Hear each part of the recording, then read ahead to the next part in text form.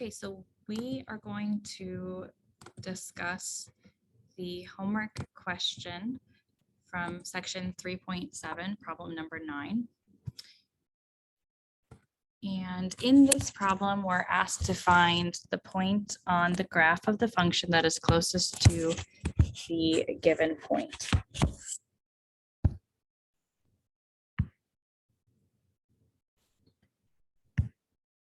So if we kind of sketch out what that looks like.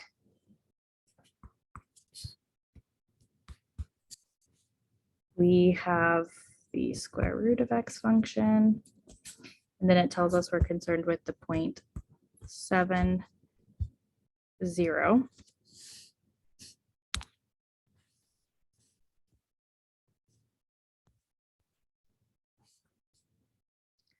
So 7, 0,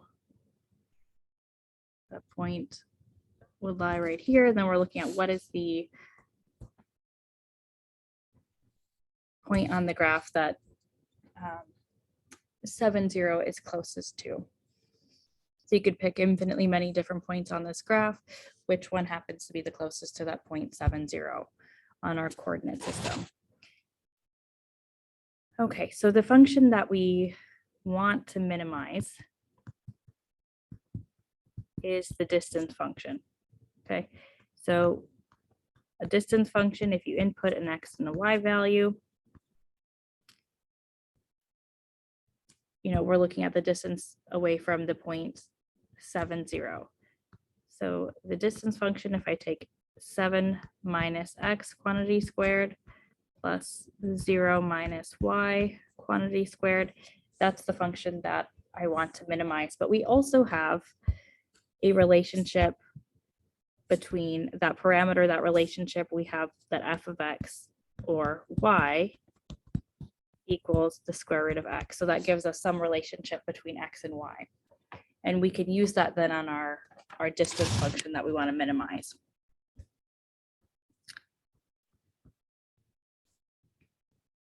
So with that, I can substitute and replace x with, or I can replace y with a square root of x.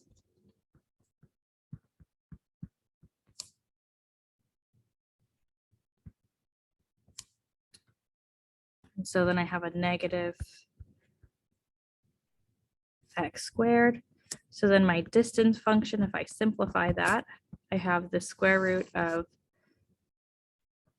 49 minus 14x plus x squared, and then the square root of x squared, that's going to be plus an x.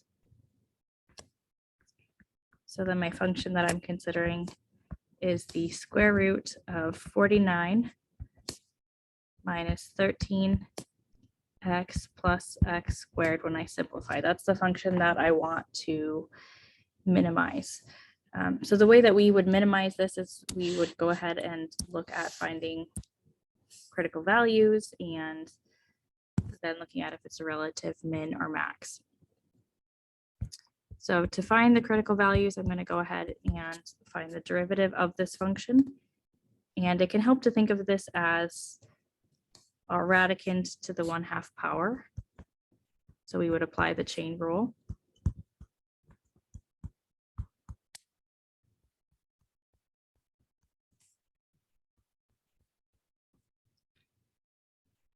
So we evaluate this, and then to apply the chain rule, we multiply by the derivative of the inside. So we end up with negative 13 plus 2x.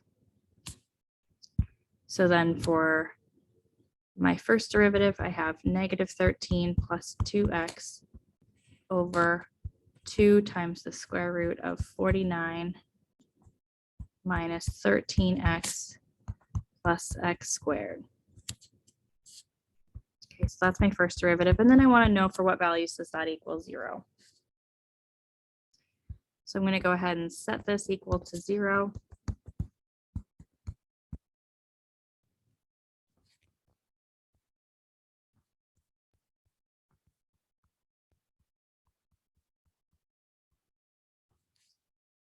And then I want to multiply both sides by this expression that I have in the denominator.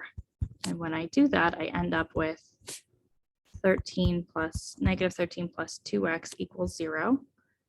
And that yields a solution of x equal to 13 halves. Okay, so that's our critical value. And that's our x value. And if we want to know, does a relative min or relative maximum occur at this point, we can go ahead and look at the second derivative. Now, context would probably say, hey, that's going to yield a minimum, but it's important sometimes to just check that with the second derivative. So then over here, I'm going to go ahead and calculate that second derivative. In order to calculate the second derivative, I'm going to need to use a quotient rule. So I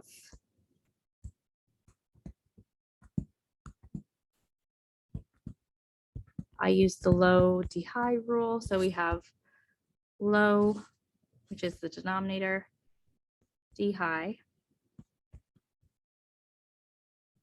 minus high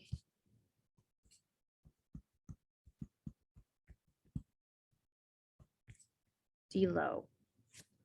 So for this denominator, of course, I'm going to apply the chain rule. And that's going to give me the 1/2 exponent times 2. I'll have 1 times 49 minus 13x plus x squared to the negative 1/2 power, and then times a negative 13 plus 2x. All together over the low, so that's going to end up being 2 squared times this square root of 49 minus 13x plus x squared. Okay, so then we want to just simplify some things. So this is going to give me 4 times the square root of 49 minus 13x plus x squared.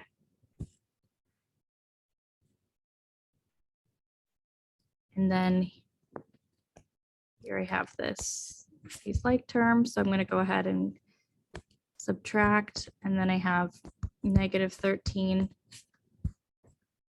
plus 2x quantity squared all together over the square root of 49 minus 13x plus x squared.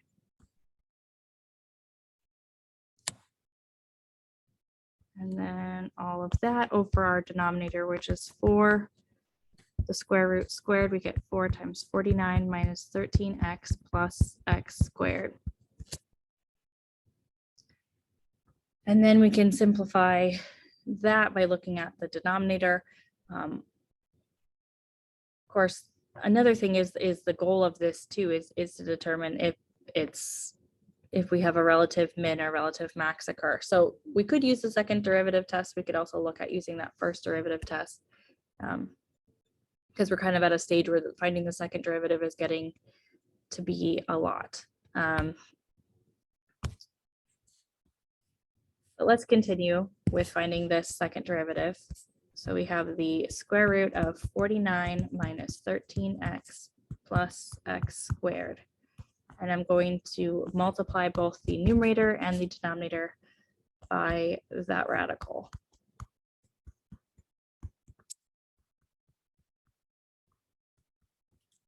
Okay, so I distribute that. And when we do that, we end up with the first term is going to be 4 times 49 minus 13x plus x squared.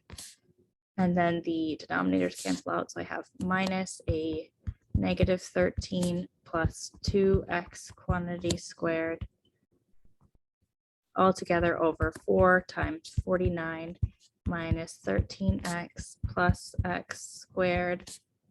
And then that'll be to the 3/2 power.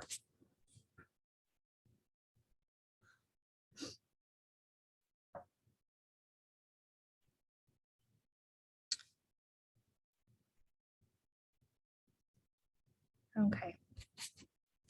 So then simplifying here, we can distribute that 4.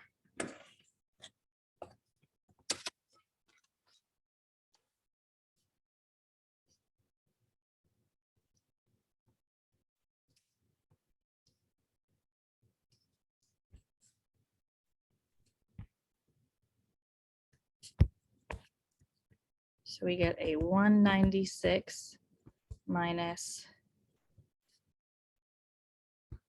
52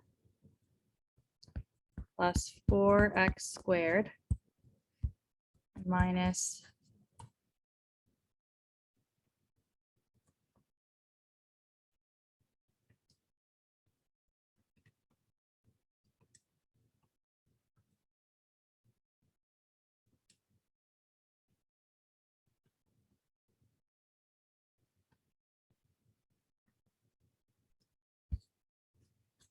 expanding this expression, we get positive 169 minus 52x plus 4x squared. So that's just squaring that binomial altogether over 4 times 49 minus 13x plus x squared to the 3/2 power. There we want to distribute and combine like terms.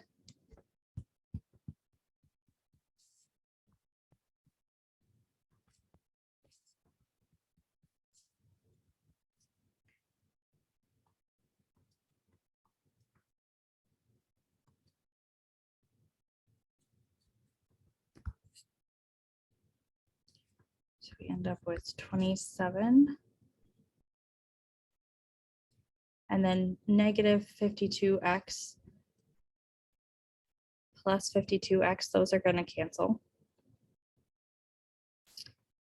4x squared minus 4x squared, those are also going to cancel. And we have all of this over 4 times this 49 minus 13x plus x squared to the 3/2 power.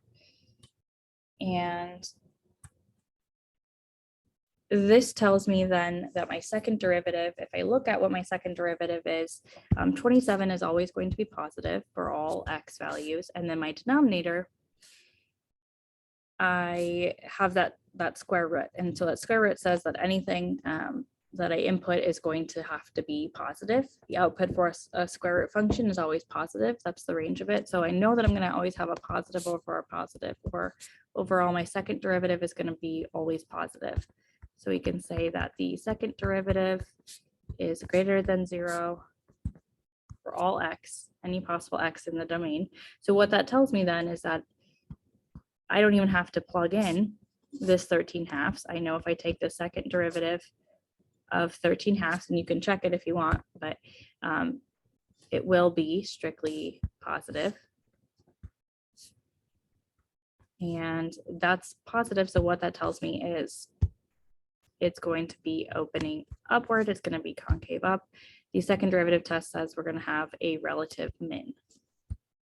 So then what is that relative min? We have the x value, and we can go ahead and say, okay, well, what's the corresponding y value, and y is going to be the square root of x. So we look at what is the square root of 13/2, and we can leave it as a radical. That's probably going to be the best way. So we get 13/2 and then the square root of 13/2. And then that concludes it. All right.